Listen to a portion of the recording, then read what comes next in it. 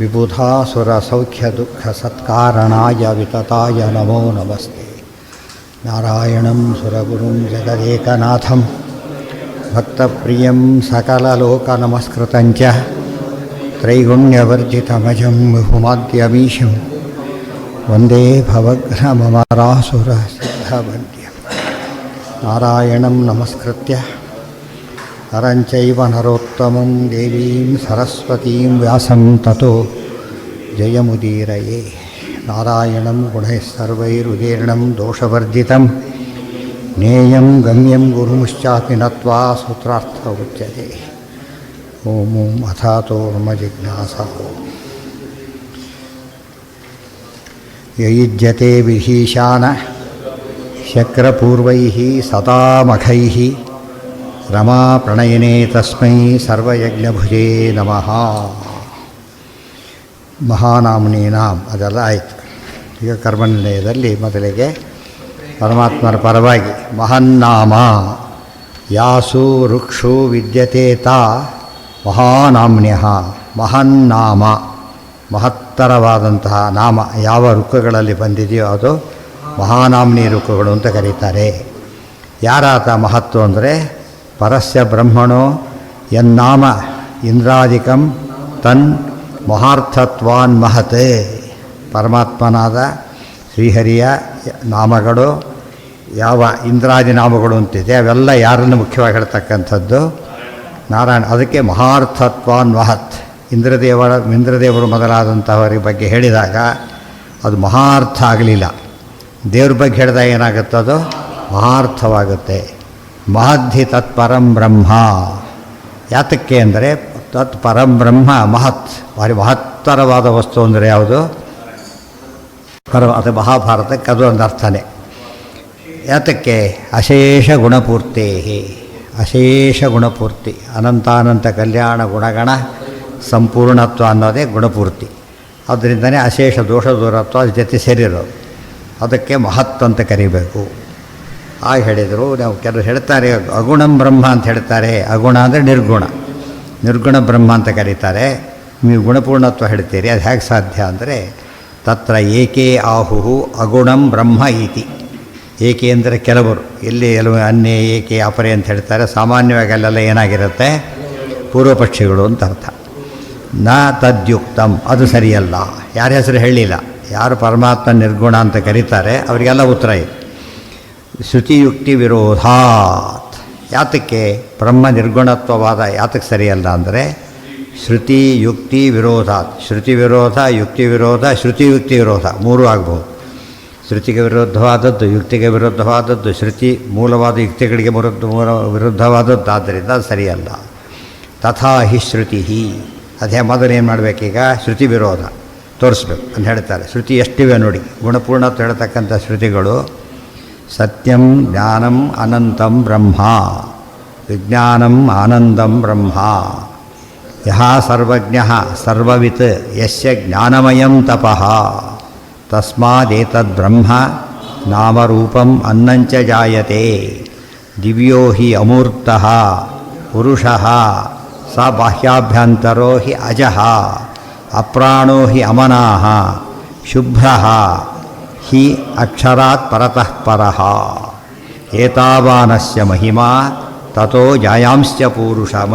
ಮಹಿಮ ಪದ ಬೇಕಾಯಿತು, ಅದನ್ನೇ ಉಲ್ಲೇಖ ಮಾಡಿದರು. ತಾವಾನಸ್ಯ ಮಹಿಮಾ ತಥೋ ಜಾಯಾಂಶ್ಚ ಪೂರುಷಃ ಯೋ ನಃ ಪಿತಾ ಜನಿತ ಯೋ ವಿಧಾತ ಧಾಮಾನಿ ವೇದ ಭುವನಾನಿ ವಿಶ್ವ. ಪೂರ್ಣಮದಃ ಪೂರ್ಣಮಿದಂ ಪೂರ್ಣಾತ್ ಪೂರ್ಣಮುದಚ್ಯತೆ ಪೂರ್ಣಸ್ಯ ಪೂರ್ಣಮಾದಾಯ ಪೂರ್ಣಮೇವ ಅವಶಿಷ್ಯತೆ. ಸರ್ವನಾಮ ಸರ್ವಕರ್ಮ ಸರ್ವಗಂಧಃ ಸರ್ವರಸಃ ಸರ್ವವಿಧಂ ಅಭ್ಯಾತ್ತೋ ಅವಾಕ್ಯನಾದರಃ. ವಿಷ್ಣೋರ್ನಕಂ ವೀರ್ಯಾಣಿ ಪ್ರವೋಚಂ ಯಃ ಪಾರ್ಥಿವಾನಿ ವಿಮಮೇ ರಜಾಂಸಿ. ಪರೋ ಮಾತ್ರಯ ತನ್ವಾವೃಧಾನ ನತೆ ಮಹಿತ್ವಂ ಅನ್ವಶ್ನುವಂತಿ. ನತೆ ವಿಷ್ಣೋ ಜಾಯಮಾನೋ ನ ಜಾತೋ ದೇವಮಹಿಮ್ನಃ ಪರಮಂತಮಾಪ ಇತ್ಯಾದಿಕ. ಇವಿಷ್ಟು ಕೂಡ ಏನೇನಿವಿಷ್ಟು ಶ್ರುತಿವಾಕ್ಯಗಳು ಹೇಳಿ. ಶ್ರುತಿ ಯುಕ್ತಿ ವಿರೋಧಾತ್ ಅಂತ ಹೇಳಿದ್ರಲ್ಲ, ಶ್ರುತಿ ವಾಕ್ಯಗಳಿಗೆ ವಿರೋಧ, ಇಷ್ಟು ಶ್ರುತಿ ವಿರೋಧ ಬರೋದು. ಇವೆಲ್ಲ ಇತ್ಯಾದಿಕ ಇಷ್ಟೇ ಇಲ್ಲ, ಮತ್ತು ಬೇಕಾದಷ್ಟಿವೆ. ಎಲ್ಲರಿಗೂ ಗೊತ್ತಿರತಕ್ಕಂಥ ಶ್ರುತಿಗಳಿವೆ. ಮತ್ತು ಅದರಲ್ಲೂ ಸ್ವಲ್ಪ ಮಾತ್ರ ಹೇಳಿರೋದು. ಇದರಲ್ಲಿ ಒಂದು ಹೇಳಿದರೂ ಸಾಕು, ಅವ್ರಿಗೆ ಯಾವುದು ಏನಾಗುತ್ತೆ ಹೋಗಿ ಒಂದೇ ಒಂದು ಶ್ರುತಿ ಕೂಡ ಅವ್ರು 5 ಶ್ರುತಿಯಿಂದ ಎಷ್ಟೆಷ್ಟೋ ಮಾಡ್ತೀವಿ ಅಂತ ಹೇಳಿದ ಮೇಲೆ 5 ಹೇಳಿಲ್ಲ ಆಚಾರ್ಯ, ಎಷ್ಟು ಹೇಳಿದ್ದಾರೆ ಈಗಾಗಲೇ. ಇಷ್ಟು ಶ್ರುತಿಗಳಿಗೆ ವಿರೋಧ ಬರೋದರಿಂದ ಪರಮಾತ್ಮ ಏನಾಗ್ಲಿಕ್ಕೆ ಸಾಧ್ಯ ಇಲ್ಲ, ನಿರ್ಗುಣ ಆಗ್ಲಿಕ್ಕೆ ಸಾಧ್ಯ. ಬ್ರಹ್ಮಶಬ್ದಕ್ಕೆ ವಿರುದ್ಧ ಅದು. ಬ್ರಹ್ಮಶಬ್ದಕ್ಕೆ ಅರ್ಥ ಏನು? ಪೂರ್ಣ ಅಂತೇನೆ. ಅಪೂರ್ಣತೆ ಗುಣಪೂರ್ಣತ್ವನೇ. ಆದ್ದರಿಂದ ಬ್ರಹ್ಮಶಬ್ದ ಅಂತ ಹೇಳಿಲ್ಲ. ರೌಂಡ್ ಸ್ಕ್ವೇರ್ ಅಂತ ಕರೆದ್ರೆ ಹೇಗಿರ್ತದೆ? ರೌಂಡ್ ಅನ್ನೋ ಪದಕ್ಕೆ ಏನು ಅರ್ಥ ಆಗೋದಿಲ್ಲ, ಸ್ಕ್ವೇರ್ ಮತ್ತು ರೌಂಡ್ ಅಂತಲೂ ಅರ್ಥ ಆಗೋದಿಲ್ಲ. ಸೊ ಬ್ರಹ್ಮಶಬ್ದ ನಿರ್ಗುಣ ಅಂತ ಅರ್ಥ ಆಗಲಿಕ್ಕೆ ಸಾಧ್ಯನೇ ಇಲ್ಲ. ಅಷ್ಟೆಲ್ಲ ಹೇಳಿದರು. ಸತ್ಯಂ ಜ್ಞಾನಂ ಅನಂತಂ ಬ್ರಹ್ಮ. ಪರಮಾತ್ಮ ಸತ್ಯ, ಜ್ಞಾನ ಅನಂತ, ದೇಶತಃ ಅನಂತ, ಕಾಲತಃ ಅನಂತ, ಗುಣತಃ ಅನಂತ. ಅದಕ್ಕೆ ವಿಜ್ಞಾನಂ ಆನಂದಂ ಬ್ರಹ್ಮ. ಯಹ ಸರ್ವಜ್ಞ, ಯಹ ಸರ್ವವಿತ್, ಇವೆಲ್ಲ ಗುಣಪೂರ್ಣ. ಸರ್ವಜ್ಞ, ಸರ್ವವಿತ್, ಎಲ್ಲ ಬಲ್ಲವನು. ಜ್ಞಾನಮಯಂ ತಪಃ, ಅವನ ಯೋಚನೆ ಅಂದರೆ ಜ್ಞಾನ ಅಂತ ಅರ್ಥ. ತಪೋ ಅತಪ್ಯತ ಅಂಥೇಳಿ ದೇವರು ತಪಸ್ಸು ಮಾಡ್ದ ಅಂದರೆ ಹಾಗಲ್ಲ, ತಿಳಿದ ಸಂಕಲ್ಪ ಮಾಡ್ದ ಅಂತ ಅರ್ಥನೇ ಹೊರತು ಒಂದು ಇಲ್ಲದ ಜ್ಞಾನ ಬಂತು ಅಂತ ಅರ್ಥ ಅಲ್ಲ ಅಂತ ಹೇಳಿದ್ದಾರೆ. ಅರ್ಥ ಅದು ವಿಶೇಷ ಇದೆ. ಸರ್ವಜ್ಞ ಸರ್ವಂ ಜಾನಾತಿ, ಎಲ್ಲವನ್ನೂ ತಿಳಿದವನು ಈಗಾಗಲೇ ತಿಳಿದವನು ಮತ್ತು ತಿಳಿಯುವವನು ಅಂದರೆ ದೇವರಿಗೆ 3 ಆಗಿಬಿಟ್ಟಿದ್ದಾನೆ. ತಿಳಿತಾನೆ, ತಿಳಿದಿದ್ದಾನೆ, ಇದಾಗಿದೆ. ಅಂದರೆ ದೇವರಿಗೆ ಯಾವ ಆ್ಯಂಗಲಲ್ಲಿ ನೋಡಿದರೂ ಕೂಡ ಏನಿದೆ, ಪೂರ್ಣತ್ವ ಇದೆ ಅಂತ ಹೇಳೋದಕ್ಕೋಸ್ಕರವಾಗಿ ಅದು ಆ್ಯಕ್ಚುಲಿ ನೋಡೋದಕ್ಕೆ ಏನು ಸೂರ್ಯನ ಮಿತ್ರ ಇದ್ದ ಹಾಗೆ. ಸೂರ್ಯನಂದು ಒಂದು, ಮಿತ್ರ ಅಂದರೂ ಒಂದೇ. ವಿಶೇಷ ಏನಿದೆ ಅದರಲ್ಲಿ? ಅನಿಮಿತ್ತೋಪಕಾರಿ ಸುಹೃತ್ತು, ಜ್ಞಾತ್ವ ಉಪಕಾರಕೃತ್ ಮಿತ್ರಂ ಅಂತ ಅರ್ಥ ಹೇಳಿದಾಗೆ ಆ ಅರ್ಥದಲ್ಲಿ ಪೂರ್ತಿ ಒಂದರ್ಥದಲ್ಲಿ ಸಿನಾನಿಯಂಸೇವು ವ್ಯತ್ಯಾಸ ಇಲ್ಲ. ಆದರೆ ಸೂಕ್ಷ್ಮ ವ್ಯತ್ಯಾಸ ಇದ್ದಾಗ ಎಲ್ಲವನ್ನೂ ತಿಳಿದಿದ್ದಾನೆ. ಇನ್ನೊಂದು ಅರ್ಥ ಇದೆ, ವಿತ್ತಂದರೆ ವಿದಲ್ರ ಲಾಭೆ ಅಂತ ಒಂದು ಪದ ಇದೆ. ಇರುವವನು, ಎಲ್ಲವನ್ನು ಉಳಿಸಿರುವವನು ಅಂತ ಅರ್ಥ. ಸಂರಕ್ಷಣೆ ಮಾಡುವವನು, ಎಲ್ಲವನ್ನು ತಿಳಿದವನು, ಎಲ್ಲವನ್ನು ಸಂರಕ್ಷಣೆ ಮಾಡುವವನು ಕೂಡ ಆಗಿದ್ದಾನೆ. ರಿಪಿಟೇಷನ್ ಆಗಲೇ ಇಲ್ಲ ಆಗ ಪೂರ್ತಿಯಾಗಿ ತಿಳಿದಿದ್ದಾನೆ. ಅವನಿಗೆ ರೋಗ ಅಂತ ಗೊತ್ತಿದೆ, ವಾಸಿ ಮಾಡೋಕ್ಕೆ ಬರೋದಿಲ್ಲ. ರೋಗ ಅಂತ ಗೊತ್ತಿದೆ, ವಾಸಿ ಮಾಡಲಿಕ್ಕೂ ಬರುತ್ತಾ ಆದಾಗ ಅವಾಗೇನಾಯ್ತಾಗ ವಿದಲ್ರ ಲಾಭೆ, ಇನ್ನೊಂದು ಬೇರೆ ನಾವು ಇದು ಬೇರೆ, ಅವಬೋಧನ ಬೇರೆ, ಅದು ರಕ್ಷಣೆ ಬೇರೆ. ಗೊತ್ತಾಯ್ತಾ? ಆ ಲಾಭ ಏನು ಲಾಭ? ಎಲ್ಲವನ್ನು ಇರುವಿಕೆ ಲಾಭವನ್ನು ತಂದು ಕೊಡ್ತಾನೆ. ದ್ರವ್ಯಂ ಕರ್ಮಚ ಕಾಲಶ್ಚ ಸ್ವಭಾವೋ ಜೀವ ಏವ ಚ ಯದನುಗ್ರಹತ ಸಂತಿ ನ ಸಂತಿ ಯದುಪೇಕ್ಷಯ. ಅದಕ್ಕೆ ಸರ್ವವನ್ನು ಬಲ್ಲವನು, ರಕ್ಷಿಸುವವನು. ಯಸ್ಯ ಜ್ಞಾನಮಯಂ ತಪಃ ತಸ್ಮಾದೇತದ್ ಬ್ರಹ್ಮ ನಾಮ ರೂಪ ಮನ್ನಂಚ ಜಾಯತೆ. ಈತನೇ ಬ್ರಹ್ಮ. ಈತನಿಂದ ನಾಮ, ರೂಪ, ಅನ್ನ. ನಾಮ ಅಂದರೆ ಹೆಸರುಗಳು, ರೂಪ ಅಂದರೆ ಆಕೃತಿಗಳು, ಮತ್ತು ಅವುಗಳಿಗೆ ಬೇಕಾದ ಆಹಾರ. ಇವೆಲ್ಲವೂ ಹುಟ್ಟೋದು ಯಾರಿಂದ? ಪರಮಾತ್ಮನಿಂದಾನೆ. ದಿವ್ಯೋ ಹಿ ಅಮೂರ್ತಸ್ಮಾದೇತದ್ ಬ್ರಹ್ಮ ಆದಮೇಲೆ ದಿವ್ಯೋ ಹಿ ಅಮೂರ್ತಃ, ದಿವ್ಯ ಡಿವೈನ್ ಆಯ್ತು. ಯಾತಕ್ಕೆ ಕಾಣೋದಿಲ್ಲ? ಅಮೂರ್ತಃ ತದವ್ಯಕ್ತಮಾಹ ಹಿ, ಅವ್ಯಕ್ತನಾದ್ದರಿಂದ ಕಾಣೋದಿಲ್ಲ. ಪುರುಷಃ, ಪುರುಷ ಶಬ್ದಕ್ಕೂ ಅರ್ಥನೇ. ಪುರು ಅಂದರೆ ಪೂರ್ಣ ಅಂತ ಅರ್ಥ. ಷ ಅಂದರೆ ಷಡ್ಗುಣಗಳು ಅಂತ ಅರ್ಥ. ಷಡ್ಗುಣದಿಂದ ಪೂರ್ಣನಾದವನು. ತಪ್ಪದು, ಪುರುಷ. ಮೂರ್ತ ಪುರುಷ ಅಲ್ಲ, ಪುರುಷ ತಿದ್ಕೋಬೇಕು. ಅವು ಬೇರೆ. ಅವರು ನಮ್ಮ ಹೆಸರು ಉಪಯೋಗಿಸ್ಕೊಂಡಿದ್ದಾರೆ. ಅವ್ರ ಪ್ರಕಾರನೇ ವೇದ ಮೊದಲ, ಬೌದ್ಧ ಮತ ಮೊದಲು. ನೀವೇ ಹೇಳಿ, ವೇದ ಮೊದಲ, ಬೌದ್ಧ ಮತ ಮೊದಲು? ಯಾಕೆ ಅಲ್ಲ, ವೇದ ಒಪ್ಪೋದಿಲ್ಲ ಅಂತ ಅವ್ರು ಹೇಳ್ತಾರೆ. ಅಂದಮೇಲೆ ಏನು ಇರಬೇಕದು? ಮೊದಲೇ ಇರ್ಬೇಕು ತಾನೇ ಅದು. ಅವ್ರಿಗೆ ಒಪ್ಪೋದಿಲ್ಲ ಅಂತ ನಿರಾಕರಣೆ ಮಾಡಬೇಕಾದ್ರೆ ಯಾವುದು ಮೊದಲು? ವೇದ ಮೊದಲು. ದೇರ್ಫೋರ್ ಇದು ಅಡಾಪ್ಟ್ ಮಾಡಿದ್ರು, ಅವನ್ನ ಹೆಸರು ಅಡಾಪ್ಟ್ ಮಾಡಿದರು, ಅರ್ಥ ಬೇರೆ ಹೇಳಿದರು. ಅರ್ಥ ಆಯ್ತಾ? ಎಷ್ಟು ಎಲ್ಲ ಫಿಲಾಸಫಿ ಆಗಿ ಬೇರೆ ಮತಗಳಲ್ಲೂ ಕೂಡ ಎಷ್ಟೋ ಟರ್ಮ್ಸ್ನ ಹಾಗೇ ಅಡಾಪ್ಟ್ ಮಾಡ್ತಾರೆ. ಅದನ್ನು ಬೇರೆ ರೀತಿ ಅರ್ಥ ಉಪಯೋಗಿಸ್ತಾರೆ. ತದೇ ತಸ್ಮಾದೇತದ್ ಬ್ರಹ್ಮ. ಅವೈದಿಕ ಅನ್ನೋ ಪದ ಯಾವ ಹೇಳ್ತೀವಿ ನಾವು? ವೈದಿಕ ಇದ್ಮೇಲೆ ವೈದಿಕ ಬರೋದು, ಮತ್ತು ದ್ವೈತ ಇದ್ಮೇಲೆ ಅದ್ವೈತ ಬರೋದು. ಯಾವುದು ಮೊದಲು ಹಾಗಿದ್ರೆ? ದ್ವೈತ ಮೊದಲು. ಆ ಅರ್ಥದಲ್ಲಿ ನೆಗೆಟಿವ್ ಬರಬೇಕಾದ್ರೆ ಮೊದಲು ಏನಿರಬೇಕು ಅಂದದ್ದು? ಪ್ರತಿಯೋಗಿ ಮೊದಲು ಇರಲೇಬೇಕು. ಅದಕ್ಕೋಸ್ಕರ ಭಾವಾಭಾವದಲ್ಲಿ ಭಾವಜ್ಞಾನಂ ಹಾಗೆ ಬರುತ್ತೆ. ಅಭಾವಜ್ಞಾನ ಪ್ರತಿಯೋಗಿ ಸಾಪೇಕ್ಷ. ಪ್ರತಿಯೋಗಿ ಹೇಳದೆ ಹೋದರೆ ಅಭಾವ ಹೇಳೋದಕ್ಕೆ ಬರೋದಿಲ್ಲ. ಆದ್ದರಿಂದ ವೈದಿಕ ಎಂಬ ಪದ ಇಲ್ತಾರೆ, ಅವೈದಿಕ ಪದ ಬರೋದಿಲ್ಲ. ಸೊ ವೇದ ಅನಾದಿ ಅಂತ ಹೇಳೋದಕ್ಕೆ ಆ ಪದನೇ ಸಾಕ್ಷಿ. ಗೊತ್ತಾಯ್ತಾ? ವೇದ ಅನಾದಿ ಅಂತ ಹೇಳೋದಕ್ಕೆ ಇವರ ಅವೈದಿಕ ವಾದ ಯಾವಾಗ ಶುರುವಾಯಿತು, ವೇದ ಮೊದಲೇ ಇತ್ತು ಅಂತ ಅವರು ಒಪ್ಕೊಂಡಾಗಾಯಿತು. ದಿವ್ಯೋ ಹಿ ಅಮೂರ್ತ ಪುರುಷ ಸರ್ವಬಾಹ್ಯಾಭ್ಯಂತರೋ ಹಿ ಅಜಃ. ದಿವ್ಯ ಅಮೂರ್ತ ಪುರುಷ ಸ ಬಾಹ್ಯಾಭ್ಯಂತರ, ಹೊಳಗು ಹೊರಗೂ ಇದ್ದಾನೆ, ಬಾಹ್ಯ ಅಂತರ.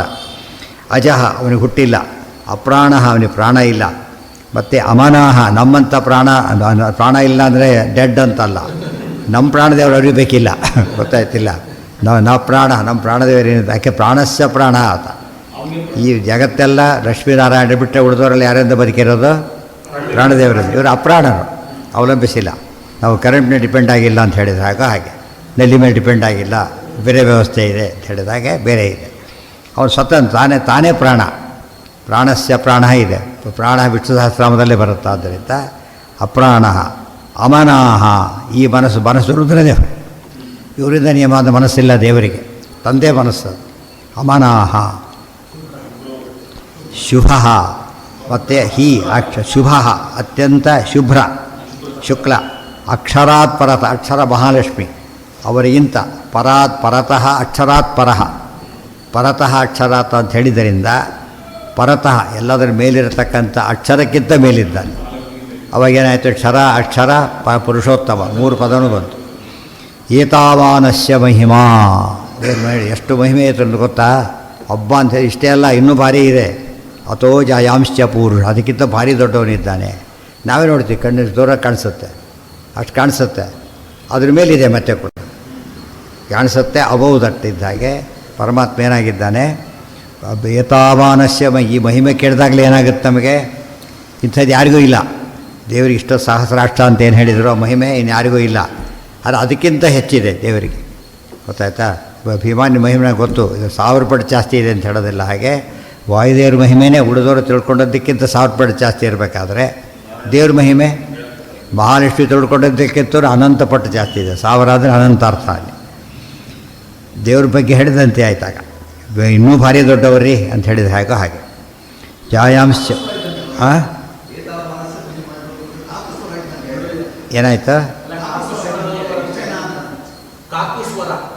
ಅಲ್ಲ, ಕಾಕಸ್ವರ ಅಲ್ಲ. ಏತಾವಾನಸ್ಯ ಮಹಿಮಾ, ಇಷ್ಟು ಗೊತ್ತಾತನ ಮಹಿಮೆ. ಇದು ಕೆಟ್ಟದಾಗ ಕಾಕಸ್ವರದಲ್ಲಿ ಉಪಯೋಗಿಸ್ತಾರೆ ಅದನ್ನು. ಅವನ ಮಹಿಮೆ, ಅವ್ನು ಕುಡಿತಾರೆ, ತಿಂತಾರೆ, ಇಷ್ಟೇ ಅಲ್ಲ, ಇನ್ನೂ ಭಾರಿ ಇದೆ ಅಂತ ಹೇಳ್ತಾರಲ್ಲ. ಹಾಗೆ ಮಹಾಬೃಹಸ್ಪತಿ ಅಂತ ಹೇಳಿದಾಗ ಏನದು? ಕಾಕಸು ಬೈಯೋದು. ದೇವರಿಗೆ ಹಾಗಲ್ಲ. ಏತಾವಾನಸ್ಯ ಮಹಿಮಾ, ಅವನ ಮಹಿಮೆ ಇಷ್ಟಾಗಿದೆ ಹೊಗಳೋದು. ಅದನ್ನು EDM ಮಾಡಿಕೊಂಡು ಕಡೆ ಏನು ಮಾಡಿಬಿಟ್ರು? ಕೆಲವು ಕಡೆ ಉಪಯೋಗಿಸ್ತಾರೆ ಪದನ. ಅವ್ನು ಕುಡಿತಾ ಇರ್ತಾರೋ ಇಷ್ಟ ಅಲ್ಲ, ಏತಾವಾನಸ್ಯ ಮಹಿಮಾ, ಅವನು ಕರೆದು ಬಿಟ್ಟಿದ್ದಾರೆ ಹಡಿವೇಗ ಅಂತ ಕರೆದ್ರೆ ಕೆಲವು ಪದ ಉಪಯೋಗಿಸೋ ರೀತಿ ಅದು. ಮತ್ತು ವಸ್ತುತಃ ಅದೇನದು ಕಾಕಸ್ವರ ಅಲ್ಲ, ಅದು ವ್ಯಂಗ್ಯ ಇಲ್ಲ ಅದರಲ್ಲಿ. ತತ್ವಮಸಿ ಅವನ ನೀನು, ಅದು ಕಾಕಸ್ವರ. ಇದು ಹಾಗಲ್ಲ, ಇಷ್ಟಿದೆ ಅವರಲ್ಲಿ. ಆದ್ದರಿಂದ ಏತಾವಾನಸ್ಯ ಮಹಿಮಾ ತತಃ, ಅದಕ್ಕಿಂತ ತತಃ ಶಬ್ದಕ್ಕೆ ವ್ಯಾಪ್ತ. ಅಥೋ ಜಾಯಾಂಶ ಪೂರ್ಣ, ಭಾರಿ ದೊಡ್ಡವನಾಗಿದ್ದಾನೆ. ಇಲ್ಲಿ ಬಂದೇ ತತಃನೇ. ಬೇರೆ ಪಾಠದಲ್ಲಿ ಅಥೋತನೂ ಬರುತ್ತೆ, ಗೊತ್ತಾಯ್ತಾ? ಇಲ್ಲಿ ತಥೋ ಅಥೋ ಎರಡು ಇದೆ. ಆಚಾರ್ಯ ಏನು ಮಾಡ್ತಾರೆ ಅಂದರೆ, ಕೆಲಸ ಶ್ರುತಿಗಳನ್ನು ಬೇರೆ ರೀತಿ ಉಲ್ಲೇಖ ಮಾಡೋದಕ್ಕೆ ತಿರುಗುಮಣಿತಾಚಾರ್ಯ ಬರೀತಾರೆ. ಬೇರೆ ಕಡೆ ಆ ಶ್ರುತಿ ಎರಡನ್ನು ಸೇರಿಸೋದಕ್ಕೋಸ್ಕರ ಏನು ಮಾಡ್ತಾರೆ? ಬೇರೆ ಪದ ಇಡ್ತಾರೆ. ಸೊ ಇಲ್ಲಿವರೆಗೂ ನಿಮಗೆ ಗೊತ್ತಿದೆ, ಇದು ಬುದ್ಧಿನ ಭಾಗ ಹೀಗಿದೆ, ಇನ್ನೊಂದು ರೀತಿಯೂ ಇದೆ ಅಂತ ಹೇಳೋದಕ್ಕೋಸ್ಕರ ಬೇರೆ ಕಡೆ ಬರುತ್ತೆ. ಅದು ಅಥ ಅಂತಲೂ ಬರುತ್ತೆ, ತಥ ಅಂತಲೂ ಬರುತ್ತೆ. ಆದ್ದರಿಂದ ಧ್ಯಾಯಾಂಶ ಪೂರುಷಃ ಯೋ ನಃ ಪಿತಾ ಜನಿತಾ, ನಮ್ಮೆಲ್ಲರ ತಂದೆ. ಸೃಷ್ಟಿ ಮಾಡುವಿಕೆ ಗುಣ ಹೋದಲ್ಲ ಅದೆಲ್ಲ ಕೂಡ. ಹಾಗೆ ನಾವು ಸೃಷ್ಟಿ ಮಾಡ್ತೀವಿ, ಎಲ್ಲರ ತಂದೆ. ಇದು ಎಲ್ಲರ ತಂದೆ ಯಾರೂ ಅಲ್ಲ, ದೇವರೊಬ್ಬನೇ. ಆದ್ದರಿಂದಾಗಿಯೇ ಬ್ರಹ್ಮದೇವರಿಗೂ ತಂದೆ. ಏತಾವಾನಸ್ಯ ಮಹಿಮಾ ಅಥವಾ ಯೋ ನಃ ಪಿತಾ ಜನಿತಾ. ಪಿತಾ ಅಂದ ತಕ್ಷಣ ಪ್ರಶ್ನೆ ಬರ್ಬೋದು, ಏನಂತ? ಕಾನೀನ ಇತ್ಯಾದಿ ಅನೇಕ ಮಕ್ಕಳಿದ್ದಾರೆ, ದತ್ತುಪುತ್ರ, ಕಾನೀನ ಪುತ್ರ ಇತ್ತಾಗ. ಅದಲ್ಲ, ಜನಿತ, ಸೃಷ್ಟಿ ಮಾಡಿದ ತಂದೆನೇ. ಔರಸ ಪುತ್ರ ಅಂತೀವಲ್ಲ, ಹಾಗೆ ಔರಸ ಪುತ್ರ. ಪಿತಾ ಜನಿತ ಯೋ ವಿಧಾತ, ಧಾರಣ ಪೋಷಣಕರ್ತ. ಅದು ಕೂಡ ಬ್ರಹ್ಮದೇವರ ಹೆಸರಿದೆ. ವಿಧಾತ, ವಿಧಾತೃ ದೇವತೆಗಳೆಲ್ಲ ವಿಷ್ಣುವಿನ ಹಿಂದೆ ಅಂತ ಹೇಳಬೇಕಾದ್ರೆ ಹೆಸರಿದೆ. ವಿಷ್ಣು ಸಹಸ್ರ ಧಾತಾ ವಿಧಾತ ಇದ್ದೇ ಇದೆ. ವಿಶೇಷೇಣ ಧಾತ. ವಿ ಅಂದರೆ ಗರುಡಾದಿಗಳು, ಅವರಿಗೂ ಧಾತ. ಧಾಮಾನಿ ವೇದ, ಭುವನಾನಿ ವಿಶ್ವ. ಅವರ ಧಾಮಗಳು ಯಾವುದು, ಇರೋ ಜಾಗ ಯಾವುದು? ವಿಶ್ವಾನಿ, ಎಲ್ಲ ಕಡೆ ಇದ್ದಾನೆ. ವಿಶ್ವಾನಿ ಭುವನಾನಿ ಧಾಮಾನಿ, ಎಲ್ಲ ಲೋಕಗಳು ಅವನ ನೆಲೆಗಡೆ. ಒಂದು ಕಡೆ ಇಂದ ಕಡೆ ಅಲ್ಲ, ಎಲ್ಲದೂ ದೇವರದೇನೆ. ಅದರಿಂದ ಎಲ್ಲಿದ್ದಾನೆ ಎಂಬುದಕ್ಕೆ ಉತ್ತರ ಅದು. ಏನಾಗಿದ್ದಾನೆ, ಏನು ಮಾಡ್ತಾನೆ, ಎಲ್ಲಿದ್ದಾನೆ, ಮೂರಕ್ಕೆ ಉತ್ತರ ಕೊಟ್ಟ. ತಂದೆಯಾಗಿದ್ದಾನೆ, ಎಲ್ಲಿದ್ದಾನೆ ಅಂತ ಕೇಳಿದರೆ ಏನು ಮಾಡ್ತಾನೆ, ಪೋಷಣೆ ಮಾಡ್ತಾನೆ. ತಂದೆ ಇದ್ದಾನೆ, ಪೋಷಣೆ ಮಾಡಿದ್ದು ಯಾರೋ ಬೇರೆಯವರು ಮಾಡಿಬಿಟ್ರು, ಕರ್ಣಂದೇ ಆಯ್ತು. ಈಗ ಕ್ಷತ್ರಿಯನಾಗಿ ಹುಟ್ಟಿದ ಬೇರೆ ಕಡೆ ಪೋಷಣೆ ಆಯಿತು, ಹಾಗಿಲ್ಲ, ಅವನೇ ವಿಧಾತ. ಜೊತೆಗೆ ಎಲ್ಲ ಕಡೆ ಇದ್ದಾನೆ, ಇವತ್ತು ಎಲ್ಲ ಕಡೆ. ವಿಶ್ವ ಅಂದರೆ ವಿಶ್ವಾನಿ ಅಂತ ಓದ್ಕೋಬೇಕಾದ್ರೆ, ವೇದದ ಸಾಹಿತ್ಯ ಇರೋದೇ ಹಾಗೆ. ವಿಶ್ವಾನಿ, ಸರ್ವಾಣಿ ಪ್ರಸಂಗ ನೋಡಿಕೊಂಡು. ಇಲ್ಲಿ ಭುವನಾನಿ ಇದೆ, ಧಾಮಾನಿ ಇದೆ, ವಿಶ್ವಾನಿ ಓದಬೇಕಾಗ. ವಿಶ್ವಾನಿ ಭುವನಾನಿ ಧಾಮಾನಿ. ಧಾಮ ಅಂದರೆ ನೆಲೆ, ಧಾಮ ಅಂದರೆ ನೆಲೆ. ಎಲ್ಲ ವಿಶ್ವದ ಎಲ್ಲ ಲೋಕಗಳು ಅವನ ನೆಲೆನೇ. ಯಾವುದೋ ಭೂವಾಸ ಏನರ್ಥ, ಅಲ್ಲೂ ಇದ್ದಾನೆ, ಇಲ್ಲೂ ಇದ್ದಾನೆ, ಎಲ್ಲಲ್ಲೂ ಇದ್ದಾನೆ ಅಂತ ಅರ್ಥ. ಅದಕ್ಕೆ ಅತಳವಿತ ಅದರಲ್ಲೆಲ್ಲ ಇದ್ದಾನೆ. ಹೇಗಿದ್ದಾನೆ ಮತ್ತೆ? ಪೂರ್ಣನಾಗಿದ್ದಾನೆ, ಎಲ್ಲ ಕಡೆ ಇದೆ. ಎಲ್ಲ ಕಡೆ ಪೂರ್ಣನಾಗಿರೋಕ್ಕೆ ಸಾಧ್ಯ ಇಲ್ಲ. ಬೇರೆ ಕಡೆ ಸಣ್ಣದಾಗಿ ಒಯ್ತಾರಲ್ಲ ಹಾಗೆ, ದೇವರು ಹಾಗೇನೂ ಇಲ್ಲ. ಎಲ್ಲ ಕಡೆ ಹೇಗಿದ್ದಾನೆ? ಪೂರ್ಣನಾಗಿದ್ದಾನೆ. ಇನ್ನೂ ಸಮಸ್ಯೆ ಇದೆ. ವಿಧಾತ ಧಾಮಾನಿ ವೇದ ಭುವನಾನಿ ವಿಶ್ವ. ಇದನ್ನು ತಿಳ್ಕೊಬೇಕು ದೇವರನ್ನು. ಈ ತಿಳ್ಕೊಂಡೆ ಮುಂದೆ ಕಂಟಿನ್ಯೂಷನ್ ಇದೆ. ಈ ರೀತಿ ತಿಳ್ಕೊಬೇಕು. ವಿಶ್ವಾನಿ ಧಾಮಾನಿ. ವಿಶ್ವಾನಿ, ವಿಶ್ವ ಶಬ್ದಕ್ಕೇನು ವಾಯು ಅಂತ ಅರ್ಥ ಇದೆ. ವಿಶ್ವಾನಿ ಬಹುವಚನ ಮಾಧ್ಯರ್ಥೆ ಅಂತ ಒಂದು ಪದ ಇದೆ. ಸೊ ವಾಯುದೇವರು ಮೊದಲಾಗಿ ಏನಿತ್ತು ಅವರೆಲ್ಲರೂ ಕೂಡ ಒಂದು ಪ್ರತಿಮೆಗಡೆ, ಧಾಮಗಡೆ.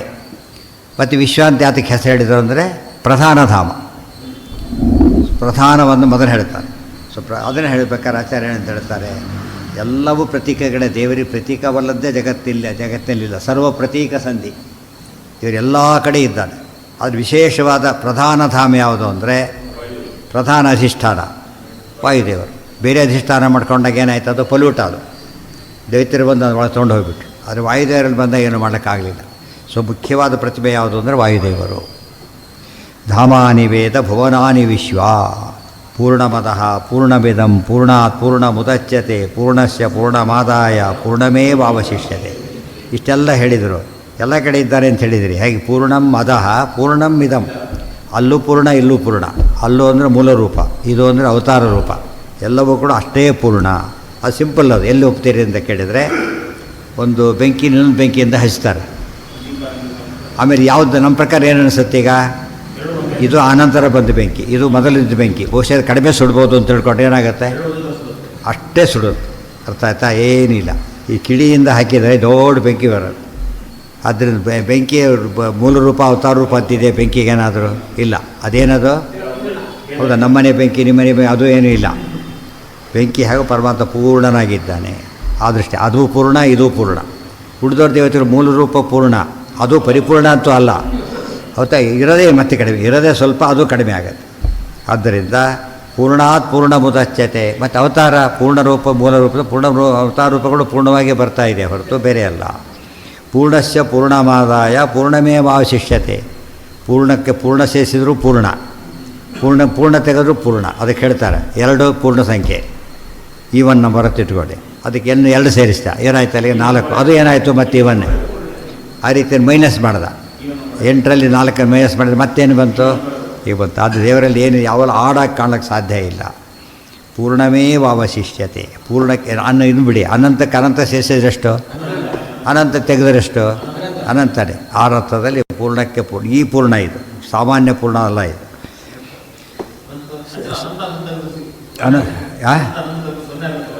ಆಗಲ್ಲ. ಯಾಕಾಗತ್ತೆ? ಅದೇ ಅನಂತ ಸಾರಸ್ಯನೇ ಅದು. ಅನಂತ ತೆಗ್ಲಕ್ಕೆ ಬರುತ್ತಾ? ತೆಗ್ಲಕ್ಕೆ ಬರೋದು ಸಾಧ್ಯನೇ ಇರುತ್ತೆ. ಈ ಅನಂತ ನಮ್ಮ ದೇವರ ಅನಂತ ಒಬ್ಬ ತೆಗ್ಲಕ್ಕೂ ಬರಲ್ಲ, ಬಿಡೋಕ್ಕೂ ಬರಲ್ಲ. ಆ ರೂಪದಲ್ಲಿ ಇಲ್ಲ. ವೈಕುಂಠ ಬಿಟ್ಟುಬಿಟ್ಟ ಶ್ರೀನಿವಾಸ ದೇವರು. ವೈಕುಂಠ ಖಾಲಿ ಆಯ್ತಾ? ಇಲ್ಲ. ಅಲ್ಲೊಂದು ಪೋಸ್ಟ್ ಸಿಗುತ್ತಾ, ಅದು ಯಾರು ಇನ್ನೂ ಅಪ್ಲೈ ಮಾಡ್ಬೋದು ಅಂತ ಕೇಳಿದಿಲ್ಲ. ಅಲ್ಲೂ ಪೂರ್ಣ, ಇಲ್ಲೂ ಪೂರ್ಣ. ತೆಗೆದಾಗಲೂ ಪೂರ್ಣ ಇದ್ದಾನೆ, ಸೇರಿಸಿದಾಗಲೂ ಪೂರ್ಣ ಇದ್ದಾನೆ. ಈ ಸೈನ್ಸಿನ ಅನಂತ ಬೇರೆ, ಶಾಸ್ತ್ರದ ಅನಂತ ಬೇರೆ. ಈ ಶಾಸ್ತ್ರದ ಅನಂತದಲ್ಲಿ ತಾರತಮ್ಯ ಇದೆ. ಜೀವರು ಅನಂತ ತಾರತಮ್ಯ, ದೇವರ ಅನಂತ, ಗುಣಗಳ ಅನಂತ, ಮಹಾಲಕ್ಷ್ಮಿ ಎಷ್ಟು ಕಡೆ ಅನಂತ ಇದೆ. ಕಾಲ ಅನಂತ, ಇಷ್ಟೆಲ್ಲ ಈ ವೆರೈಟಿ ಅನಂತದಲ್ಲೂ ತಾರತಮ್ಯ ಇದೆ. ಇದರಲ್ಲಿ ಅದಿಲ್ಲ. ಅನಂತಲ್ಲೂ ಧೈರ್ಯದ ಅನಂತ ಅರ್ಥ ಮಾಡ್ಕೊ. ಸಮುದ್ರ ಅನಂತ ತೊಗೊಳ್ಳಿ, ತಂಬಿಗೆ ಅನಂತ ತೊಗೊಳ್ಳಿ. ಆ್ಯಕ್ಚುಲಿ ಏನಾಗಬೇಕಾಗ ನಮ್ಮಲ್ಲಿ ಒಟ್ಟು ಲೆಕ್ಕ ಗೊತ್ತಿಲ್ಲ. ಒಂದು ಗ್ಯಾರಂಟಿ, ಏನು ಗ್ಯಾರಂಟಿ? ಈ ಅನಂತ ಬಾವಿಗಳಿಗಿಂತ ಅನಂತ ಸಮುದ್ರ ದೊಡ್ಡದಿರಬೇಕು. ಗೊತ್ತಾಯ್ತು? ಯಾಕೆ ಸಮುದ್ರ ಅನಂತ ಆದಾಗ ನ್ಯಾಚುರಲಿ ಏನಾಗಬೇಕು, ಒಂದು ಸಮುದ್ರನೇ ಅನಂತ ಬಾವಿ ದೊಡ್ಡದಾಗಲೇಬೇಕಲ್ಲ.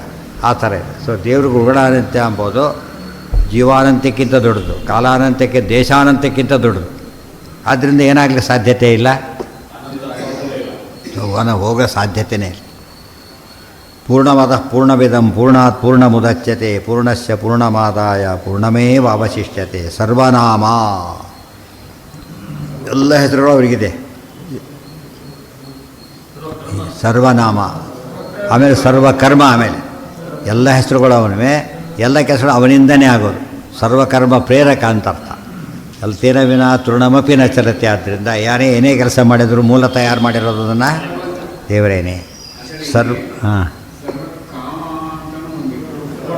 ಸರ್ವ ಕೈಯಲ್ಲಿ ಹೇಳಿದ್ದೇನು ಶ್ರುತಿಗಳು ಬೇರೆ ಬೇರೆ ಇದ್ದಾಗ ಆಚಾರ್ಯ ಪಾಠ ಅಂತ ಕೊಟ್ಟಿದೆ ಕೆಳಗಡೆ. ಎಲ್ಲ ಪಾಠ ಕೆಳಗಡೆ ಇದ್ದೇ ಇದೆ ಪಾಠ.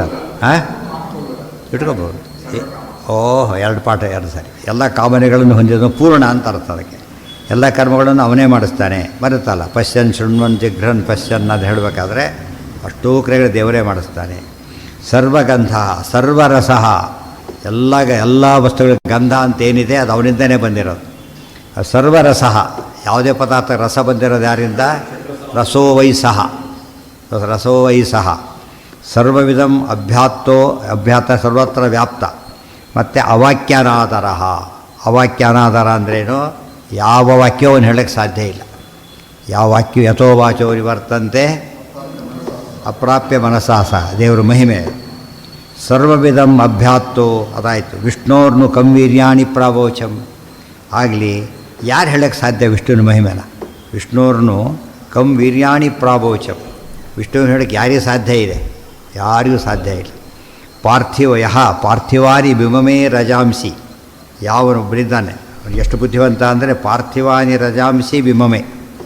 ಪಾರ್ಥಿವ ಅಂದರೆ ಮಣ್ಣಿನ, ರಜಾಂಸಿ ಅಂದರೆ ಕಣಗಳು. ಮಣ್ಣಿನ ಕಣಗಳನ್ನು ಕೂಡ ಏನು ಮಾಡ್ತಾನತ?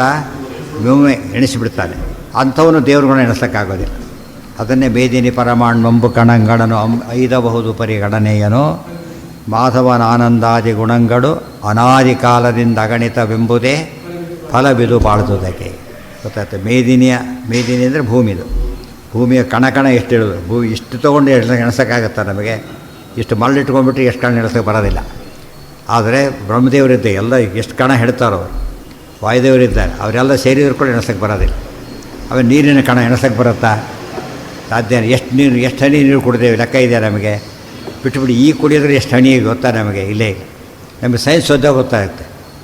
H2O ಸಪ್ರೇಟ್ ಮಾಡೋಕ್ಕೆ ಬರುತ್ತೆ ನಮಗೀಗ. ಬರೀ ನೀರು ಅಂದರೆ ನಮಗೆ ಅರ್ಥ ಆಗ್ತಿದ್ದೀರ. ಸೈಂಟಿಫಿಕ್ಕಾಗಿ ಹೇಳಿದಾಗ H2O 1 ಯೂನಿಟ್ ಆಯ್ತದೆ. ಗೊತ್ತಾಯ್ತಾ? ನೀರಿನ ಅತಿ ಕಡಿಮೆ ಅಂದರೆ ಏನಿರಬೇಕಾದ್ರೆ ಅಷ್ಟಿರಲೇಬೇಕು. ಮಿನಿಮಮ್ ಅಷ್ಟಿರಬೇಕು. ಅದು ಇಡೀ ಜಗತ್ತು ಎಷ್ಟಿರ್ಬೋದು ಹಾಗಿದ್ರೆ ಎಣಿಸೋಕ್ಕಾಗತ್ತಾ? ಇಲ್ಲ. ಮಳೆ ಹನಿ ಬರೀ ಒಂದು ಇಷ್ಟರಲ್ಲೇ ಬೀಳುತ್ತೆ. ಒಂದು 2/2 ಅಲ್ಲಿ ಎಷ್ಟು ಬಿತ್ತು ಅಂತ ಹೇಳೋಕ್ಕೆ ಬರೋದಿಲ್ಲ. 2/2 1/1 ಅಂತ ಬಿದ್ದ ಎಣಿಸೋಕ್ಕೆ ಬರೋದಿಲ್ಲ. ಇದೆಲ್ಲ ಅರ್ಥ ಮಾಡಿ. ಅದು ಎಲ್ಲದು ದೇವ್ರ ಮುಂದೆ ಏನಾಗುತ್ತದೋ ನೆಗ್ಲಿಜಿಬಲ್ ಇದ್ದ ಹಾಗೆ. ದೇವರ ಅನಂತ್ಯತೆ ಮುಂದೆ ಈ ಅನಂತ್ಯ ಏನಿದು ಲೆಕ್ಕನೇ ಇಲ್ಲ, ಅಷ್ಟು ಮೇಲಿದ್ದಾನೆ.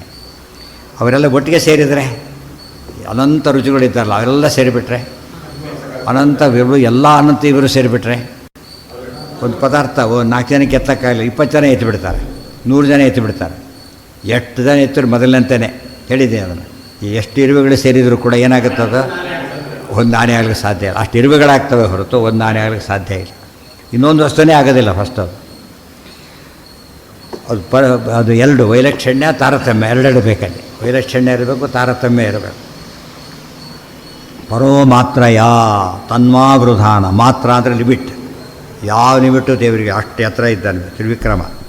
ಮತ್ತೆ ಹೇಳ್ತಾರೆ ವೃಧಾನ ನಾ ತನ್ಮಾವೃಧಾನ. ಎಂಥ ದೇಹ ಅಂದರೆ ಅದಕ್ಕಿಂತ ಹೆಚ್ಚು ದೊಡ್ಡದೇ ಇರಲಿಕ್ಕೆ ಸಾಧ್ಯ ಇಲ್ಲ. ಪರೋ ಮಾತ್ರ ಅಬೌವ್ ಆಲ್ ಇದು ಲಿಮಿಟೆಡ್. ಯಾವ ವಸ್ತು ಅದ್ರ ಕಂಪೇರ್ ಮಾಡಲಿಕ್ಕೆ ಹೋಗಬೇಡಿ. ಮತ್ತು ಹೇಳ್ತಾರೆ ನತೇ ಮಹಿತ್ವಂ ಅನ್ವಶ್ಚುವಂತಿ. ಯಾರೂ ಕೂಡ ದೇವರ ಮಹಿಮೆಯನ್ನು ಹೊಂದಲಿಕ್ಕೆ ಸಾಧ್ಯ ಇಲ್ಲ. ವಿದೇಹಿ ರುದ್ರೋ ರುದ್ರಿಯಂ ಮಹಿತ್ವಂ. ರುದ್ರದೇವರ ಪದವಿ ಇದೆ. ಈಗ ಸಾಧನೆ ಇನ್ನೊಬ್ಬರು ಬಂದು ರಿಪ್ಲೇಸ್ ಮಾಡ್ತಾರೆ ಅದರೊಳಗೆ. ಈಗ ದೇವ್ರ ಮಹಿಮೆ ಅಂಥದ್ದು ಅಂತ ಕೇಳಿದರೆ ಯಾರೂ ಕೂಡ ಏನು ಮಾಡೋಕ್ಕೆ ಬರೋದಿಲ್ಲ.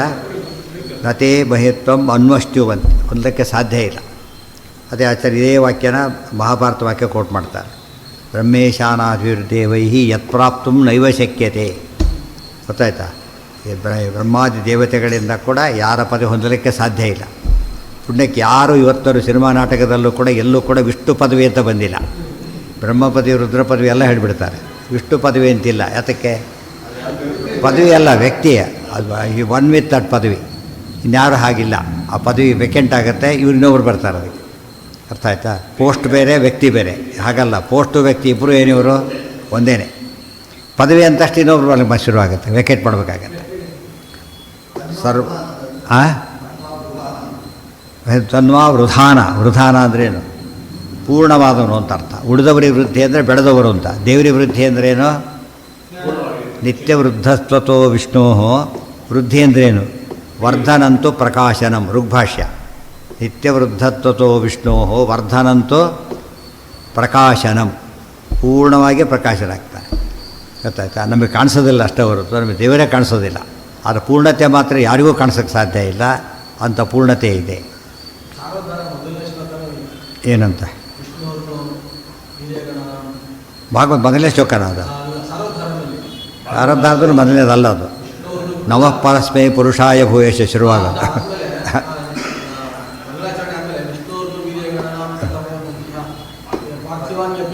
ವಿಮಮೇ ರಜಾಂಸಿ. ಅಲ್ಲಿ ಅರ್ಥ ಇದೇ ಮಾಟ ಇಟ್ಕೊಂಡ್ಬಿಟ್ಟು ಮುಂದೆ ಬೆಳೆಸಿದ್ದಾರೆ ಅದು. ಅದೆಲ್ಲ ಅದಕ್ಕೆ ಅರ್ಥ ವೇದಾರ್ಥ ಪರಿಬ್ರಹ್ಮಿತ. ಭಾಗವತ ಏನು ವೇದಾರ್ಥ ಪರಿಬ್ರಹ್ಮಿತವಾದ್ದರಿಂದ ಅದೇ ವೇದಗಳ ವಾಕ್ಯ ಇರುತ್ತೆ, ಸ್ವಲ್ಪ ಒಂದು ಚೇಂಜ್ ಮಾಡ್ತಾರೆ. ಈಗ ಎಲ್ಲರೂ ಕೇಳಬಹುದಾದ ಭಾಗವತ ವೇದ ಎಲ್ಲರೂ ಕೇಳಬಾರ್ದು. ಅದಕ್ಕೇನು ಮಾಡ್ತಾರೆ? ಅದನ್ನು ಸ್ವಲ್ಪ ಚೇಂಜ್ ಮಾಡಿಬಿಟ್ರೆ ಏನಾಗುತ್ತೆ? ಅಲ್ಲಿಗೆ ಅರ್ಥ ಬರ್ತದೆ. ಅದು ಓದ್ಬೇಕು, ಕೇಳೋದು. ಅದಕ್ಕೆ ಅನೇಕರಿದ್ದಾರೆ ನಮ್ಮಲ್ಲೂ ಕೂಡ. ದಾಸಾಹಿತ್ಯನೂ ಓದಬಾರ್ದು. ಯಾಕೆ? ವೇದವಾಕ್ಯಗಳು ಕೋಟ್ ಮಾಡಿದ್ದಾರೆ ಅದರಿಂದ ಓದಬಾರ್ದು. ಬಿಡೋದಕ್ಕೆ ಎಷ್ಟು ಅನುಕೂಲ ಮಾಡಿಕೊಂಡಿದ್ದಾರೆ ಅಂದರೆ ಮತ್ತು ವಿಷ್ಣುದ ಪದ ಹೇಳಬಾರ್ದು. ವೇದದಲ್ಲಿ ಬಂದುಬಿಟ್ಟಿದೆ, ಅದರಿಂದ ಹೇಳಾಗಿಲ್ಲ. ಸಿನಿಮಾ ಹಾಡಿ ಆಡ್ಬೇಕಾದ್ರೆ ಹೇಳ್ಬೋದು, ಅಷ್ಟೇ ಹೊರತು ಇವನು ಹೇಳಬಾರ್ದು. ಕೊನೆಗೆ ಹೀಗೆ ಮಾಡಿ ಕೊನೆಗೆ ಏನಾಯಿತು ಅಂತ ಬಿಟ್ಟೇ ಬಿಟ್ರು. ನಮ್ಮ ನೆಗೆಟಿವ್ ಅಪ್ರೋಚ್ ಭಾರಿ ಜಾಸ್ತಿ ಆಯಿತು. ಅವರವರು ಇದು ಮಾಡಬಾರ್ದು, ಇದೆ ಹೇಳಿ ಕೊನೆಗೆ ಏನಾಯಿತು ಅಂದರೆ ಬಿಡದೆ ವಾಸಿ ಸೇರಿಸಿ ಕೊನೆಗೆ ಅದಕ್ಕೆ ತೀರ ಬಿಡಿ ಮಾಡಿದೆ ಬಿಟ್ಟು ಬಿಡ್ತಾರಲ್ಲ, ಹಾಗಾಯ್ತು ಅಷ್ಟೇ. ಹಾಗಾಗಬಾರ್ದು. ಆ್ಯಕ್ಚುಲಿ ಏನದು ದೇವ್ರ ಬಗ್ಗೆ ಹೇಳ್ಬೇಕಾದ್ರೆ ಅಂತ ಹೇಳ್ಬೇಕು. ಅದನ್ನು ಎಂದೂ ಕೂಡ ದೇವರನ್ನು ತಿಳ್ಕೊಳ್ಳೋದಕ್ಕೆ ಸಾಧ್ಯ ಇಲ್ಲ. ಎಲ್ಲರೂ ಸೇರಿ ಆ ಥರ ಹೇಳಬೇಕು. ಪಾಸಿಟಿವ್ ಹೇಳಬೇಕು, ನೆಗೆಟಿವ್ ಹೇಳಕ್ಕೆ ಶುರು ಮಾಡಿದಾಗ ಏನಾಯ್ತು ಕೊನೆಗೆ ಅಂದರೆ ಜನಕ್ಕೆ ಅರ್ಥ ಆಗದೆ ಅಪಾರ್ಥ ಆಗೋಯ್ತು. ಹಾಗೆ ಮಾಡಬಾರ್ದು. ನಿಜವಾದ ಅರ್ಥದಲ್ಲಿ ದೇವರು ಎಂಥವನು ಅಂದರೆ ನಹದೇ ಮಹಿತ್ವ ಮನ್ವಶ್ಚುವಂತೆ. ಆ ಮಹಿಮೆ ಯಾರೂ ಹೊಂದಲಿಕ್ಕೆ ಸಾಧ್ಯ ಇಲ್ಲ. ನತೇ ವಿಷ್ಣು ಜಾಯಮಾನೋ ನ ಜಾತಃ. ಯಾರ್ಯಾರು ಕಂಟಿನ್ಯೂ ಮಾಡ್ತಾರೆ? ಜಾಯಮಾನ, ಈ ಹುಟ್ಟುತ್ತಾ ಇದ್ದಾನೆ. ಜಾಯಮಾನ, ವರ್ಧಮಾನ, ಅವೆಲ್ಲ ಏನವು? ಪ್ರೆಸೆಂಟ್ ಅದು ಪ್ರೆಸೆಂಟ್ ಪಾರ್ಟಿಸಿಪಲ್ಗಳು, ಈಗಿರೋರು. ಆಮೇಲೆ ಅವು ಜಾಯಮಾನನೇ ಇಷ್ಟು ಅಂತ ಹೇಳ್ತಾರೆ. ಅವ್ರಿಗೆ ಕನ್ನಡ ಪದ ಆಗಿಬಿಟ್ಟೆ. ಅದು ಜಾಯಮಾನ ಇಷ್ಟು. ಜಾಯಮಾನ ಇಷ್ಟು ಅಂದರೆ ಏನು? ಹುಟ್ಟಿದಾಗಿದ್ರೆ ಹಾಗೆ ಇರೋದು ಅಂತ ಅರ್ಥ, ಸ್ವರೂಪ ಅಂತ ಅರ್ಥ. ಅದು ಜಾಯಮಾನೋ ನ ಜಾತಃ. ಜಾಯಮಾನ ಹುಟ್ಟಿರೋನು, ನ ಜಾತಃ ಹುಟ್ಟಿ ಹೋದವನು. ಅವ್ರು ಯಾರೂ ಕೂಡ ತೇ ಮಹಿಮ, ನಿನ್ನ ಮಹಿಮ ಅಂತಕ್ಕೆ ಸಾಧ್ಯ ಇಲ್ಲ. ಅದೇ ನಾಡಿದ್ದು ನಾಸ್ತಿ ನಾರಾಯಣ ಸೊಮ್ಮ ನಭೂತಂ ನ ಭವಿಷ್ಯತಿ ಏತೇನ ಸತ್ಯವಾಕ್ಯೇನ ಸರ್ವಾರ್ಥಾನ್ ಸಾಧಯಾಮ್ಯಹಂ. ಅದು ಇದು ಮಹಾಭಾರತ, ಇದು ವೇದ ಮೂಲ ವಿಷ್ಣು ಕೂಡ.